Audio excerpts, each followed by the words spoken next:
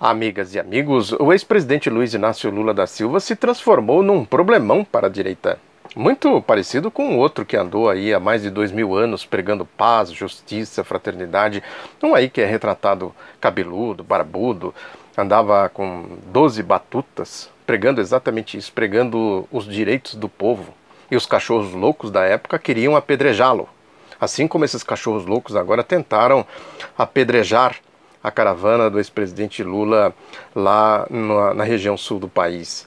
Naquele tempo puseram ele na cruz. E depois nós tivemos outros aqui no Brasil mesmo. Eu tenho falado aqui Zumbi dos Palmares, Felipe dos Santos, Tiradentes, Frei Caneca, os alfaiates da Bahia e tal. Agora o que eles vão fazer com o Lula? Esquartejá-lo? Crucificá-lo? Queriam jogar ele nas masmorras do Sérgio Moro lá, querem, né? E essa decisão aí do STF atiçou exatamente esse lado, né, o lado que esquartejou Tiradentes, que fuzilou o Frei Caneca, né, que exterminou o Zumbi dos Palmares, que arrastou Felipe dos Santos pelas ruas de Vila Rica, que levou o Getúlio Vargas ao suicídio. Bom, é isso, né? História bem conhecida.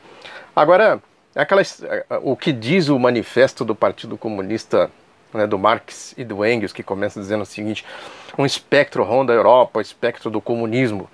Todas as potências da velha Europa unem-se numa santa aliança para conjurá-lo. O Papa e o Czar, Metternich e Guizot, os radicais da França e os policiais da Alemanha. Que partido de oposição não foi acusado de comunista por seus adversários no poder? Que partido de oposição, por sua vez, não lançou a seus adversários de direita ou de esquerda a pecha infamante de comunista? É isso, né? O Jornal Globo faz um editorial hoje falando que tem uma tendência de autoritarismo no mundo, porque é isso, né? O que não é da dita democracia deles, que é a democracia do dinheiro, nada de político, é gente que administra o dinheiro, a tecnocracia, a plutocracia, né? Esse negócio de política, essas coisas, tudo isso é autoritarismo. A democracia para eles é a plutocracia, o poder da plutocracia. E no caso aqui do Brasil, o poder dos escravagistas. O Lula representa essa massa toda aí, né? E é o espectro que ronda o país, né? Que mobiliza setores importantes do povão, do povo, que traduz a ideologia do povo, traduz o ideal republicano. Esse é um detalhe importante. Essa história dos ministros do STF, o pangaré da Globo lá, a Flor do Pântano, Luiz Roberto Barroso, dizendo que o Lula tem que ter um tratamento republicano. Tem um problema aí, né, que a nomeação desses ministros do STF pelos ex-presidentes Lula e Dilma, eles falaram muito essa história de conceito republicano. O Lula falou recentemente isso, que leu o currículo das pessoas e indicou de acordo com os currículos, né? Agora, o ideal republicano é outra coisa. O ideal republicano é democracia, progresso social. Ninguém vê a república com essa ideia da plutocracia, desse autoritarismo, né, do comportamento desses ministros que se venderam, nomeados pelo Lula, pela Dilma, com esse espírito republicano.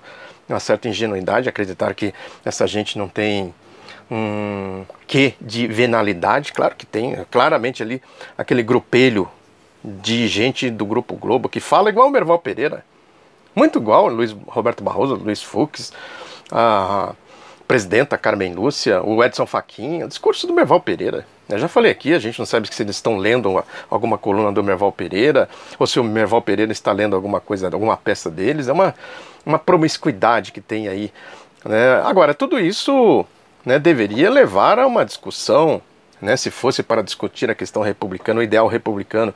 Isso tem já falei aqui, né, o capitalismo, resquícios de regimes pré-Revolução Francesa, né, que tinha que levar o ideal da Revolução Francesa, da República, liberdade, igualdade, fraternidade, teria que ser levado adiante, que a Comuna de Paris tentou levar a República Popular. Esse é o perigo aí, comunismo, né, o espectro que ronda, o espectro lulista que ronda aí de comunismo, não sei o que, a República Popular, direitos do povo, a democracia do povo, né, conceitos aí que vêm da antiguidade clássica. Agora, o discurso foi tão rebaixado que leva a questão para a pré-antiguidade clássica, que é o discurso aí do espectro da Operação Lava Jato, nesse discurso do submundo lavajatista, né, desta craco-igrejolândia.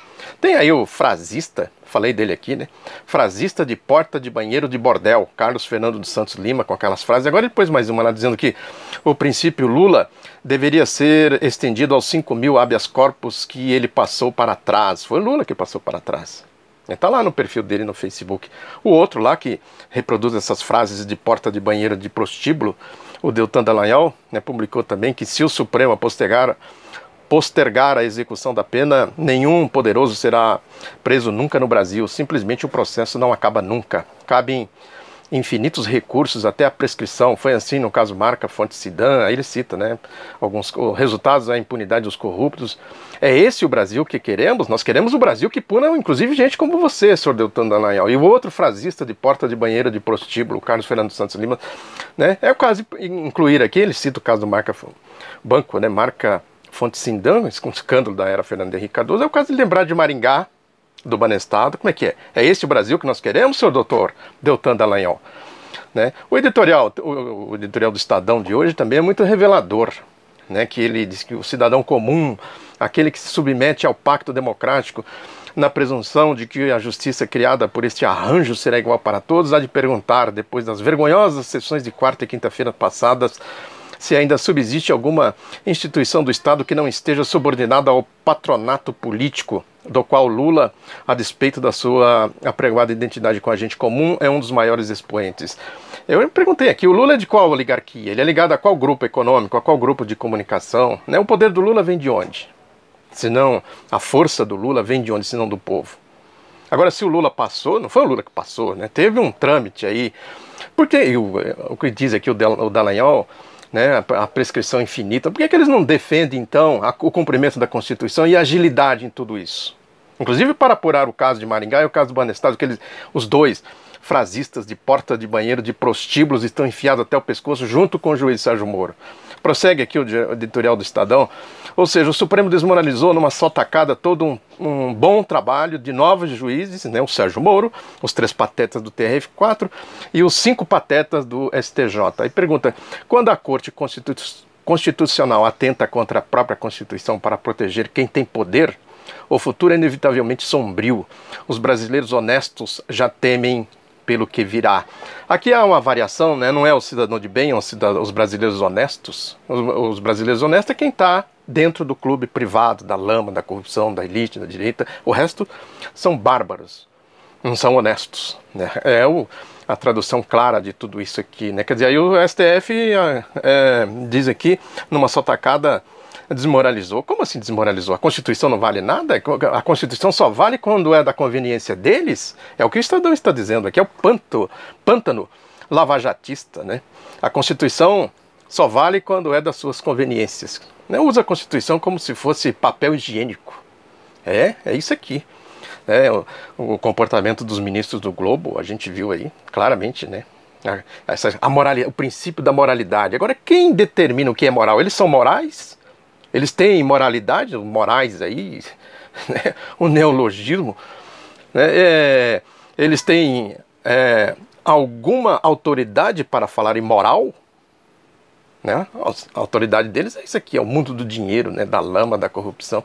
Tem um caso, o ex-secretário-geral do Itamaraty, o Samuel Pinheiro Guimarães, deu dados recentemente da Secretaria da Receita Federal. Ele diz aqui os dados classificando quem apresentou declaração do imposto de renda. Diz ele, declararam voluntariamente que ganham mais de 160 salários mínimos por mês, 67 mil pessoas, de um universo de cerca de 25 milhões, tomando como referência o número de aproximadamente 100 milhões de eleitores. Os demais 70 milhões que não declararam são os isentos. Isentos, o povo que não ganha renda suficiente para entrar aí no cálculo da receita, e a turma aqui, lá de cima, que não paga imposto. Ele diz aqui, ó, daqueles que ganham mais de 60 salários mínimos por mês, dois terços do seu total de renda são lucro, juros e dividendos, isentos de imposto de renda.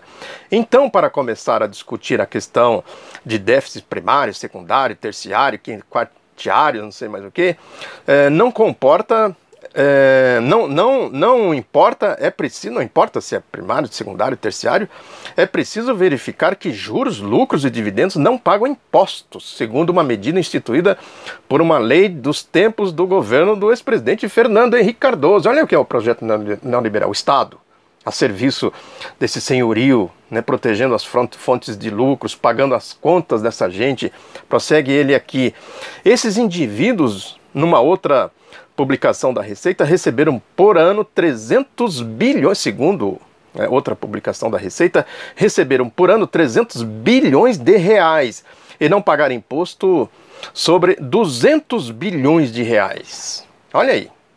Como é que é a coisa? Viu como é a coisa? Tem uma música do trio nordestino que fala, viu como é a coisa, gente? É isso aí, ó. Viram aí como é a coisa?